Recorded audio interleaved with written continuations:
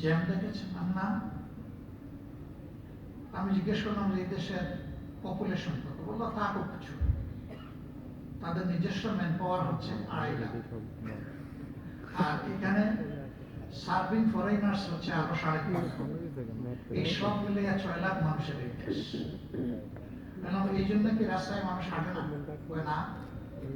তাহলে কি বলে যে এখানে every grown up individual has his own car or taxi, no matter he is a foreigner, no matter he is a labor, no matter he is a doctor, তিনি যে কোনো শ্রেণী পেশা কোনো অসুবিধা নেই, তার নিজস্ব একটা গাড়ি আছে।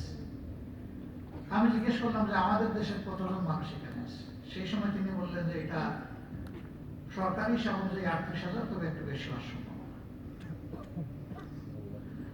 তাদের কার আছে? বলে হ্যাঁ, এভরিওয়ান মেইনটেইনস এ কার।